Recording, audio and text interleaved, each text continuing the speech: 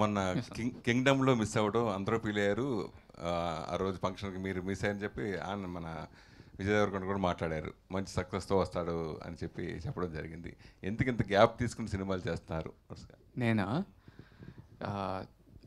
అంటే అన్ఫార్చునేట్లీ కొన్ని ప్లాన్ చేసినా కానీ అవి ప్లాన్ తగ్గట్టు వెళ్ళలేదు.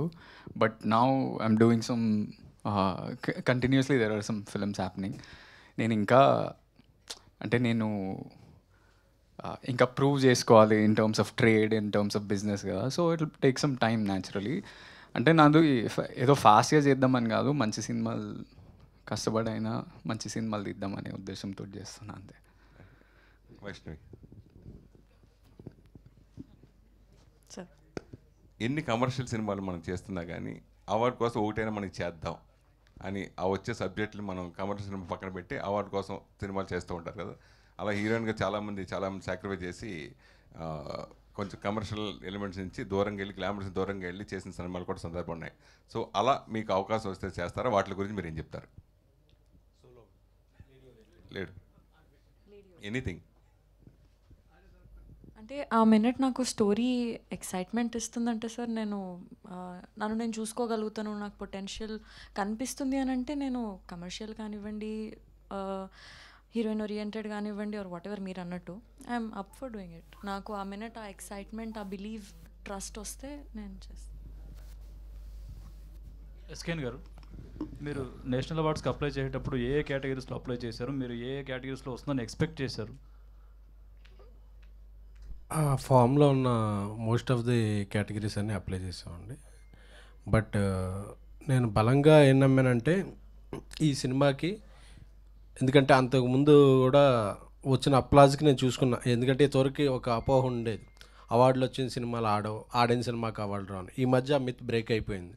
ప్రజాదరణ పొందిన చిత్రాలకు కూడా అవార్డులు రావడంతో ఇంత ఊహించని విజయం సాధించిన, ఊహనకు మించిన విజయం సాధించడంతో నేను అనుకున్నా ఈ కథకి గ్యారంటీగా ఒక best film or best director, best performers Anand, Vaishnavi and విజయబుల్ గాన్ డైరెక్టర్. సో వీళ్ళలో మ్యాక్సిమం ఒక 2-3 అవార్డులైనా వస్తాయి అనేది. ఎందుకంటే అలాగే ప్రీవియస్ వచ్చిన కూడా ఫిలింఫేర్, సైమా, ఇతర చాలా కూడా ఎక్కడైనా సరే ఒక్కొక్క ఈవెంట్లో ఒక 5-6 అవార్డులు వచ్చాయి. సో అలాగా దీనికి మ్యాక్సిమం అవార్డులు వస్తాయి అనేది అనుకున్నట్టుగానే స్క్రీన్ ప్లేకి రావటం, రాజేష్ గారికి బ్యాక్ టు బ్యాక్ అవార్డులు రావటం ఆనందం కలిగించింది. అలాగే రోహిత్కి. ఆనంద్ గారు, ఒకసారి ఇప్పుడు కింగ్డమ్తో హిట్ కొట్టారు మీ అన్నయ్య గారు. ఇప్పుడు ఇదే వీకు మీరు చేసిన మూవీకి నేషనల్ అవార్డు అయితే వచ్చింది రాజేష్ గారు. విజయ్ గారు మీకు ఇచ్చిన కాంప్లిమెంట్ ఏంటి? మీరు ఆ సినిమా చూసి మీరు ఇచ్చిన కాంప్లిమెంట్ ఏంటి? అంటే నాకు the most impressive thing about Kingdom was అంటే మా అన్న look, my brother's performance, the intensity, and everyone, like all my friends యూఎస్లో అయినా కానీ ఎక్కడైనా వాళ్ళు ఇదే కాంప్లిమెంట్ ఇస్తారు, మీ the performance was something else అని. So that was, I watched it. నేను ఒక జూన్లోనో మేలోనో ఎడిట్లో చూసిన. సో అప్పటి నుంచే ఆ ఫీలింగ్ ఉంది. అండ్ మై బ్రదర్, ఇన్ఫ్యాక్ట్ అంటే మా అన్న బేబీ అప్పుడే బిగ్గెస్ట్ కాంప్లిమెంట్. నేను ప్రసాద్స్లో ప్రీమియర్స్ రోజు 13th మా అన్న పక్కన కూర్చుండు. నాకు లోపల ప్యాక్ అవుతుంది, అసలు ఏం రెస్పాన్స్ ఉంటుంది ఏంది అనేది. అంటే అన్ని screens only 1 movie use playing baby. అదే నాకు మస్తు టెన్షన్ అవుతుంది. నేను ఇటువైపు చూడాలనుకుంటే నాకు భయం అవుతుంది ఆయన రెస్పాన్స్ ఎట్లుంది అని. లాస్ట్లో ఇటువైపు చూస్తే ఆయన కళ్ళు నీళ్ళు తిరుగుతున్నాయి.